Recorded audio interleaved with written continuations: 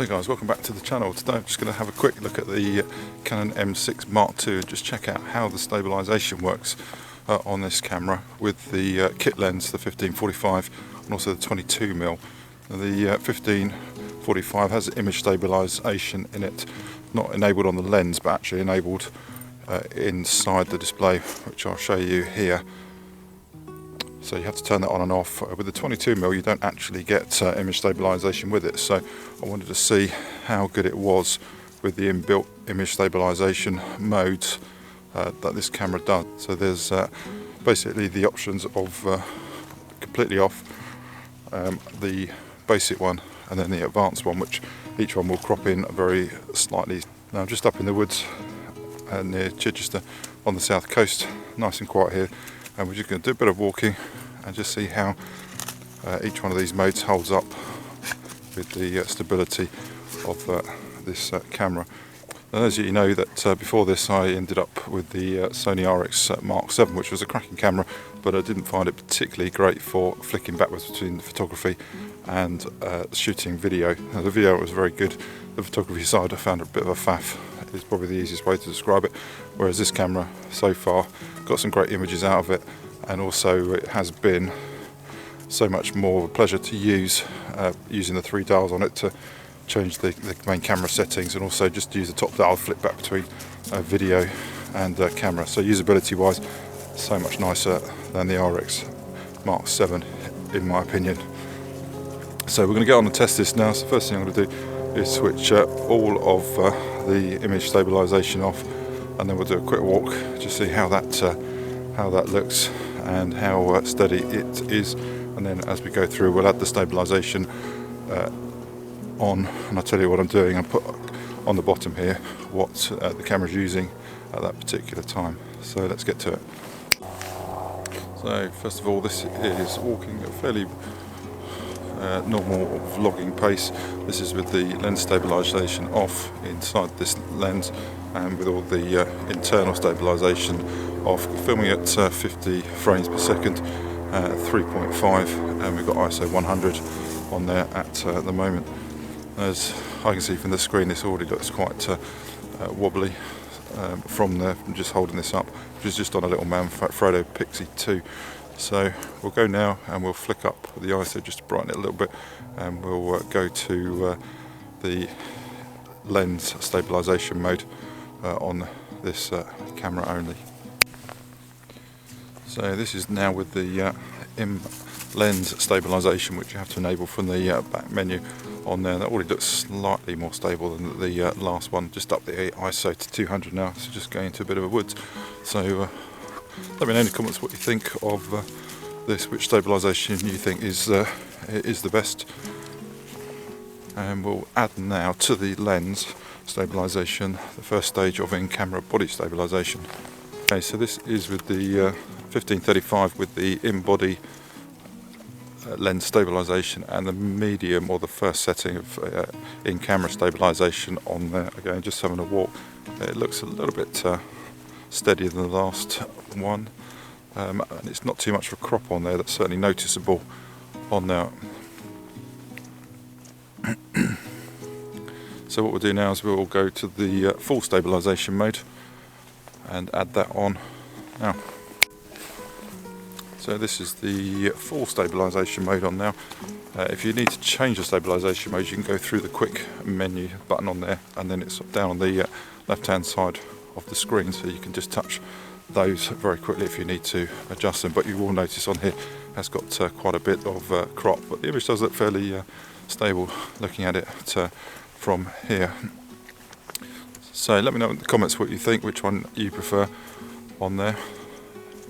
And what I'll do now is I'll switch this off and I will go to the 22mm, which is obviously going to be a little bit shorter because this has all been done so far in the 15mm setting of the lens. Obviously 22mm is going to push my arm right back there, equivalent of, and we'll just see how that compares with it. And obviously that can come down to a little bit a lower f-stop on it, which will give you a little bit more bokeh on there. So we'll see now how that looks. So there is the 22mm now attached to this little M6 Mark II, and we've got no lens stabilisation at all on this camera, so you can see it wobbling around. Also at the moment the in-body stabilisation is switched off, and you can see there it is moving around quite a bit. Now this is done at 3.5 f-stop at the moment, so if I just wind that back just to see how that compares with the... Now we've got the 22mm on here, f-stop of 2 now, which is giving a lot nicer bokeh effect behind me on there, which is allowing me to also bring the ISO down a bit, just because it's slightly faster lens on there. Now still with nothing on there at all regarding lens or in-body stabilisation, as I say, but it's got a little bit of a wobble on there. That's maybe something you can fix in the video editor later. So if there is, I'll do a little section here just to see how that stabilises it off. Now my arm is a little bit further out. I've probably got about 18 inches from the front of the lens to my body, or to my face at the moment. So it's going to be a little bit harder to hold up on there. So what we'll do now is we'll add the first stage of in-body stabilisation on there, see how that looks. So that's the first setting of the in-body stabilisation on this lens. I noticed it looks a little bit smoother on the camera there as I'm talking to you, which is quite nice, and I do like the effect that the background is nicely blurred away in the background, so it's giving quite a nice look to it. Now there is a 11-22mm lens on here, but it does come only down to f4, so it may be something I will try in the future and see how I get on here. Now this probably should have tested this on a selfie pole, so just give me a little bit more reach on it out here, and that's at full arm's length now on this Manfrotto Pixie on there, so that's something I could do short term, but certainly not something that I could hold out here for 5 or 10 minutes from there.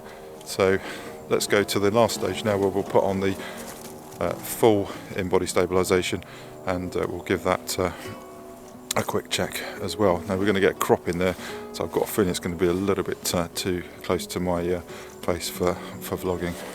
So there we have it, that's the full image stabilisation on there now, and as you can see, quite a noticeable crop in on it. And this is fairly uneven ground that I'm walking on now, so it's by no means a smooth pavement, so it'd be interesting to see when I get back, just to see how this looks when I get it into the video editor. So that's pretty much it. Let me know in the comments what you think, which one you prefer, and if you've got any other tips or advice, any other lenses worth trying for vlogging with this camera setup. Otherwise, M6 Mark II gets a big thumbs up from me. I'm really enjoying using it. It's nice to have the little interchangeable lenses over the RX, and in general just a much nicer camera to use. It goes along nicely with my Canon EOS camera, and doesn't make the switch between going from one to the other particularly hard, as the menu systems and that sort of stuff is very simple to use. That was the big issue with going from Canon back to Sony, is they are quite different, and it just made it quite hard work to flip back between the two. So if you are looking for the ultimate stabilisation, I have got the Crane Zion M2, which is a cracking little gimbal, and it works really nicely with this camera. It fits on there really nicely. It also just comes apart and fits in your pocket, making it quite a nice little travel gimbal on there. I did a video very recently which has got some of the stabilised shots on there with this camera and the kit lens on it. So rather than fill you up in this video, go and take a look at that, and it'll give you an idea. But certainly the Crane M2 is a cracking little gimbal, and I'll do a little video shortly on just setting this camera up with it, and how to get started as well. So I'll pop that into maybe my next video. Now what I'm really loving about this camera is just the compact size. The flip up screen I think is fab, and I actually prefer it to looking over here for like the SR for the flip out screen on that side. It just enables you to keep an eye above, but also keep looking like you're looking at the lens, whereas sometimes with the side ones I tend to find that I'm looking over here all the time, and then it's obvious that I'm not looking into the actual lens itself. I've taken this camera on quite a few adventures with me so far. It fits in my pocket really nicely on there. The lenses are so compact, and so compact and small that you don't really know you're carrying them, to be honest. And the little microphone on the side is just with a little bracket, which I'll show a picture of here just so you can see what the setup I've got on it. Okay, make it very light, compact if you are out for the day walking, hiking, that sort of thing.